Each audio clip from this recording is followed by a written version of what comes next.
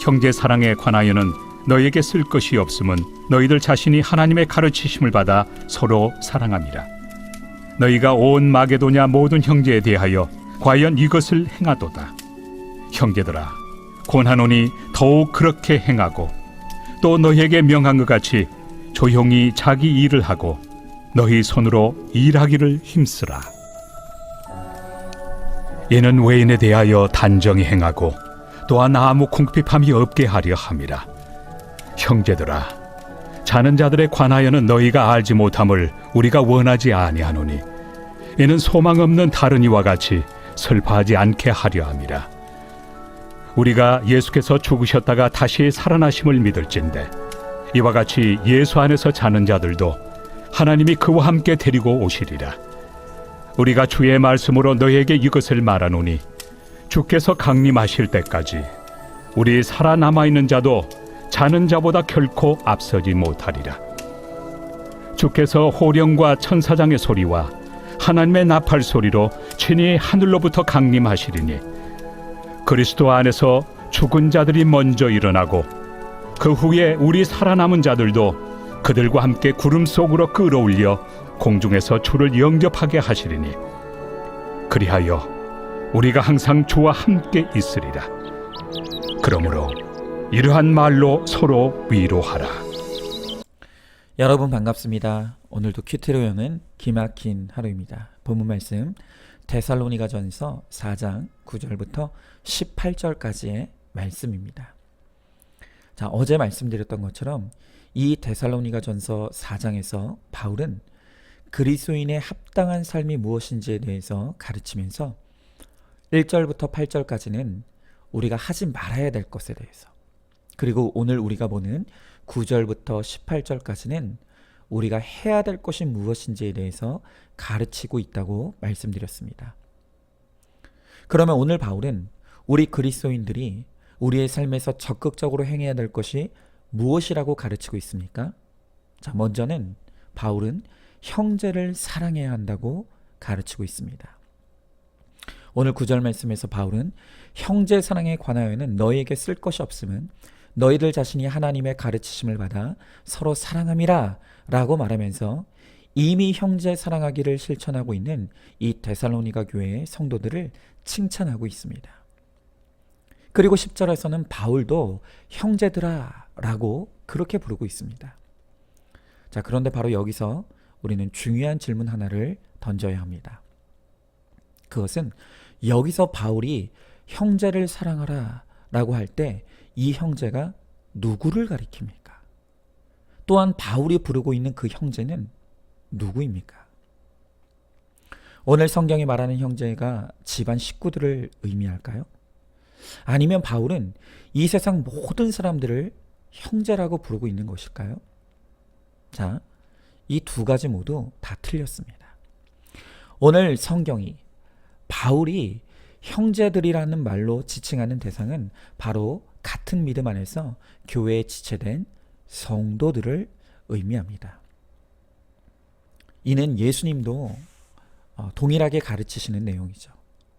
마태복음 12장에서 예수님은 누가 내 형제인가에 대해서 말씀하시면서 마태복음 12장 50절에서 이렇게 말씀하십니다. 누구든지 하늘에 계신 내 아버지의 뜻대로 하는 자가 내 형제요 자매요 어머니라. 여러분, 지금 예수님이 혈육의 가족은 필요 없다고 말씀하시는 것입니까? 아닙니다. 오히려 반대입니다. 지금 예수님이 이 말씀을 하시는 진짜 의미는 믿음이 없이는 아무리 혈육으로 맺어진 사랑하는 가족이라 할지라도 결국 내세에서 천국과 지옥으로 갈리는 남이 될 수밖에 없다는 것입니다. 그러므로 내 가족을 정말 사랑한다면 가정의 목적이 구원임을 알고 가정의 구원을 위해 힘써야 한다는 것을 말씀하시는 것입니다. 그렇습니다. 결국 우리에게 현세뿐 아니라 내세까지 영원토록 내 옆에 남을 진짜 형제는 혈육으로 맺어진 형제가 아니라 예수 그리스도의 보혈의 피로 맺어진 성도만이 진짜 형제가 된다는 것입니다. 여러분, 그러므로 진정한 형제 사랑은 무엇입니까? 그것은 내가 사랑하는 그들을 구원으로 이끌 수 있도록 돕는 것입니다.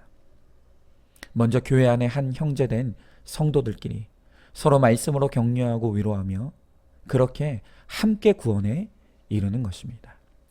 또한 혈육의 가족이라도 예수 믿지 않으면 결국 남이 될 수밖에 없음을 알고 내 가정의 구원을 위해 섬기고 돕고 또한 최선을 다해 노력하는 것.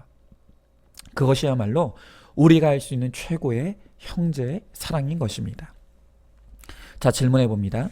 나는 내 형제가 누구라고 생각하고 있습니까? 최고의 형제 사랑은 구원을 돕는 것임을 알고 있습니까? 혹시 내 가족을 사랑한다고 하면서 구원과 상관없는 열심으로 그저 이 땅에서 잘 먹고 잘 살고 출세하는 것만 돕고 있지는 않습니까? 결국 믿음이 없이는 천국과 지옥으로 나뉘어져 남이 될 수밖에 없다는 것을 알고 구원을 위해 섬기는 최고의 형제 사랑을 이루시기 바랍니다. 자, 다음으로 바울은 우리가 이 땅에서 해야 될 일에 대해서 말하기를 소망을 가져야 된다고 말하고 있습니다. 자, 그러면 바울이 말하는 소망은 어떤 소망입니까? 13절의 말씀에 보니까 자는 자들에 대한 소망을 가지라 라고 말하고 있습니다. 자, 그러면 여기서 바울이 말하는 자는 자들이란 누구를 의미합니까? 그렇습니다. 육체의 죽음을 맞이한 자들을 오늘 바울은 자는 자들이라 라고 표현하고 있습니다. 그런데 이 바울이 이 잔다라는 표현을 얼마나 강조하는지 13절뿐만이 아니라 14절과 15절에서도 동일하게 이 잔다는 표현을 반복하고 있습니다. 여러분, 왜 이 잔다는 표현이 그렇게 중요합니까? 그것은 죽음에 대한 이 표현이 결코 비유로서 쓰는 의미가 아니라 정말로 성경은 믿음 안에서의 죽음이 문자 그대로 잠든 것임을, 잠시 잠든 것임을 확실하게 가르치고 있기 때문입니다. 예수님도 그것을 가르치셨죠. 자, 마태, 마가, 누가복음에 공이 기록된 이 회당장 야이로의 딸이 죽은 사건에서도 오늘 성경을 보면 예수님이 이미 그곳에 도착했을 때 이 딸의 숨이 멈춘 상태였습니다. 즉, 이 딸이 죽었다는 것입니다. 그런데 사람들이 보기에 명백하게 죽은 이 딸을 향해 예수님이 뭐라고 말씀하시죠? 이렇게 말씀하시죠. 이 아이가 죽은 것이 아니라 잔다. 또한 마리아와 마르다의 오빠인 나사로가 죽었을 때는 또한 예수님이 뭐라고 말씀하셨습니까? 그는 분명히 숨이 끊어져 무덤에 들어간 지 사흘이나 된 상태였다고 했습니다. 그런데 예수님은 또한 말씀하시기를 우리 친구 나사로가 잠들었도다. 그러나 내가 깨우러 가노라 라고 말씀하십니다. 그리고 마침내 그렇게 누가 보아도 죽음에 이르렀던 그들이 예수님을 만났을 때 이 야이로의 딸도 나사로도 정말 잠든 자들이 일어난 것처럼 태어나게 살아났습니다. 여러분, 이 사복음서에 기록된 이 장면은 장차 예수님이 이 땅에 심판자로 재림하실 때 먼저 죽은 자들 가운데 어떤 일이 일어날지를 미리 보여주는 예고편과 같은 것입니다. 그렇습니다. 믿음 안에 죽음을 맞이한 자들은 예수님의 재림과 함께 다시 일어나 주의 재림을 우리보다 먼저 맞이하게 된다고 합니다.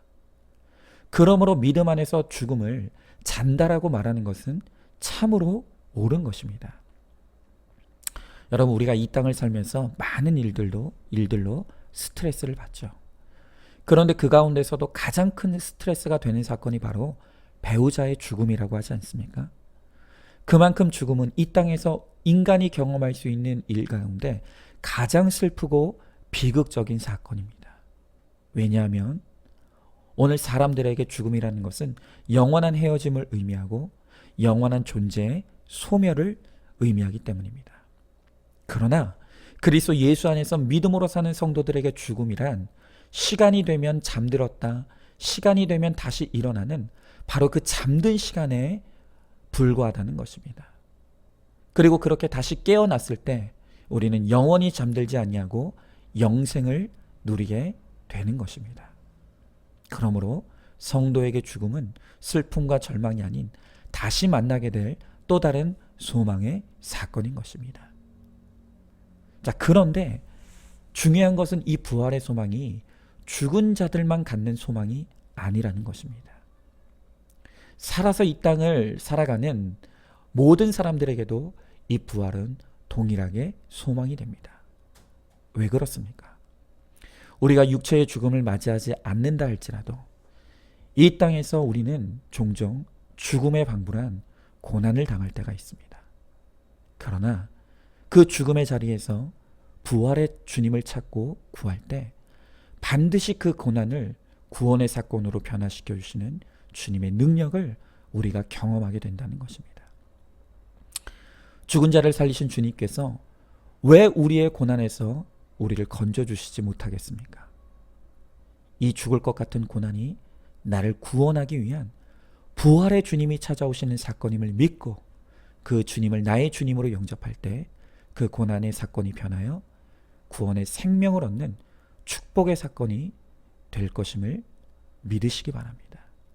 그러므로 산 자나 죽은 자나 이 부활의 소망은 진정한 우리의 소망이 됩니다. 질문해 봅니다. 믿음 안에서 죽음이 잠시 잠든 것임을 믿습니까?